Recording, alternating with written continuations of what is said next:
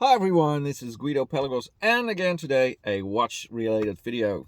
I think I made the first moon swatch video when I just heard it came out. There was, I think, somewhere in the beginning of my trip through Europe, the 100+ day trip, and I thought it was a brilliant thing.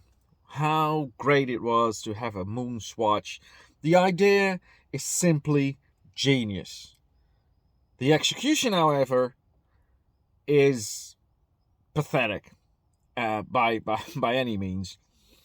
Because what I see now happening is that so many people wanted to have this moon swatch, and because they really didn't announce it very well, there were loads and loads of people lining up in front of the shops, being disappointed not being able to get one.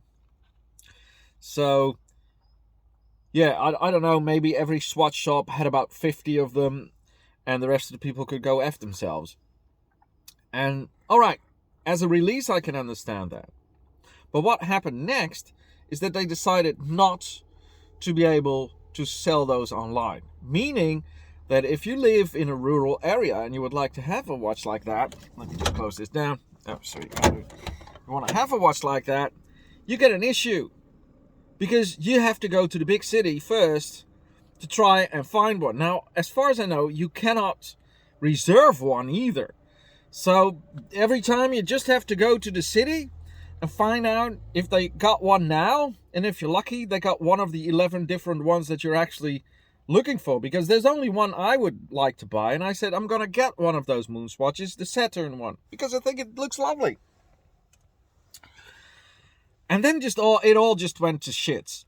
Because what happened is that I think Hayek, the boss of Omega, he said, well, the reason why they're not in big production is because it's a delicate Swiss-made watch. It's not like a cheap-ass watch, so we cannot just produce many of them. And honestly, guys, that's the biggest load of crap I've ever heard. I mean, the only thing I see is if you are, as a marketeer, because as a marketing thing, putting this watch up for sale, or this idea, is just one of the most brilliant things in watch history. The execution of it is probably one of the worst things in watch history. And I'll say it for one time and one time only, it's not a Rolex. The moon swatch is not a Rolex. They might want to try to make it as much as a Rolex as they can, because of the scarcity, the non-availability, the second-hand value and all this stuff. And they're saying, oh yeah, just be patient, you'll get your moon watch in the end. It doesn't work like that. And I'll say the same about the moon swatch as I said about Rolex. If you walk into a shop and you want to buy something and they tell you can't buy it. Now, if it's just out of stock, fine. But if they say, we're going to put you on a waiting list, or in the case of a moon swatch, as far as I know, they ain't going to put you on a waiting list either, that's probably the worst way of marketing you do. Because what happens is in the instance, you get this enormous hype. And that's a good thing. But where it goes wrong is that people started to get pissed off.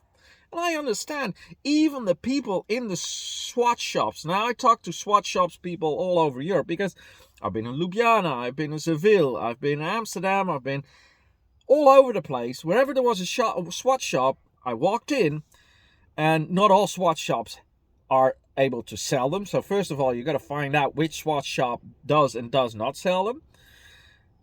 And the people who do sell them, the employees working there, they're really fed up with this, because they get people in all the time asking, do you have the moon swatch? And they have to say no to everybody who comes in. And then they get a reply like, oh, fuck this, I'm not going to buy a swatch. What the hell is this? What kind of marketing is it? So you actually piss the people off who come into your shop to buy something. That's ridiculous. It's the worst marketing technique I've seen in watch history. So as brilliant as the initial launch was, the stupider is the execution of selling the watch. Because I decided I'm not going to buy this watch. Out of principle, I wouldn't buy it anymore. You know what? I don't bend over backwards to get a certain watch. If I want a watch, I want to be able to buy it or order it in for later. Maybe even 6 months. Doesn't matter. If I know it's coming, it's coming. But you're not going to leave me hanging on a thread. I'm not a Rolex fanboy that you can just, as a slave, move around and they'll still go like, oh yes, please let me, please let me, please let me, and put some foul language afterwards. It's just pathetic. You are a pathetic person if you want to be on a waiting list waiting for a watch that might not even come out. And you're even worse if you're willing to buy 5 other watches so the dealer or the jeweler will see you good enough to buy that watch you really want. I mean, even if you got money to do that, you're kind of a sad person anyway. So, you walk into a store, you say, I want to have this product. And they say, well, sorry, it's out of stock. You say, okay, can I order it in? Can I reserve one? And they say, no, you just have to be lucky next time around. And like I said, the people in the watch shops, of the Swatch people, they fed up with it. And I think many people are getting fed up. And I see more and more videos coming out about the MoonQuatsch not being the watch they want. Simply because it breaks. I think you cannot repair it because it's bioceramic glued together or something. So they can replace the battery, but replacing the movement or the quartz stuff might be very hard. One of the worst things I think about the watch is that it's not waterproof. Well, you can walk in the rain with it, but that's about it. You pay 250 euros for a disposable watch. That is a lot of money. And even though it looks nice, I would much rather have them make a MoonQuatsch that cost 1,000 euros, made of a good quartz movement that can be serviced in a good case with good pushers. Because I saw the guy from Bark and Jack, somebody sent me his video that initially he loved the MoonQuatsch and now he says he hates it because, you know, the pushers already broke off and he didn't do anything except just putting on a sweater or something. So it's a delicate watch, but it's not delicate Swiss precision watch like the guy from Omega decides to call it, or make a sad excuse to keep the demand of the watch and the attention to the watch high. This is going to turn, Mr. Hayek. This whole idea of the MoonQuatsch is turning round into hate. It was a loved watch. People were waiting in line to get one. Now they're not available. You can't get them. You can't go order them online. You have to go to the big city, to a certain store where even the people working there are really tired with selling no and getting aggressive customers being frustrated of why they can't buy the thing they really want. I think it diminishes Swatch. I think it diminishes Omega. While the initial idea was brilliant, this is just a sad way of trying to sell something that's not there. And don't come to me to say that you can only make such and such an amount. If this, they could. They put just, there's so much money to be made in this MoonQuatsch. They just want to keep the popularity going on. And I think the popularity is going down simply because people just don't like being lied to. That's the whole thing. And again, a MoonQuatsch is not a Submariner that people are willing to wait for. A MoonQuatsch is a 250 euro disposable swatch. And don't make it any bigger than it is. If it says MoonQuatsch and it looks like a moonwatch, it is not a Speedmaster Professional by any means. It's a nice little trinket. I wanted to, excuse me, I wanted to buy it and keep it because I thought it was a very nice alternative for a watch that I wasn't going to buy. Because I'm going to buy the Globemaster if I can find it for a good price, because the Globemaster loses about 30% when you walk out of the store. But what you see now is MoonQuatches being sold for 500, 600, 700 euros or even more online. Now, you're really a stupid idiot if you buy one of those online. I mean, there's something really screw loose in your head if you do that. But it's really sad the way they handled this. They made a brilliant watch, and they really made a big mistake in the way they marketed it. And keep on doubling down on a stupid idea, saying it's not available, we can't do... There is no,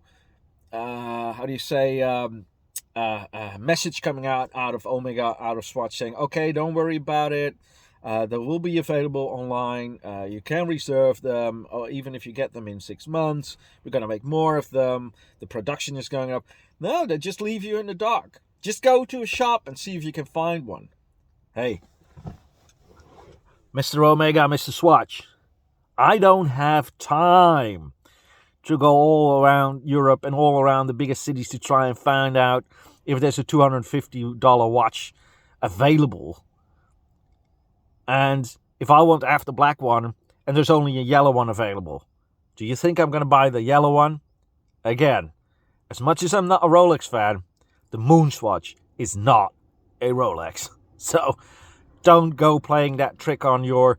I think one of the things that Omega customers are really proud of is that they are able to find the watch. They are able to buy that watch they want.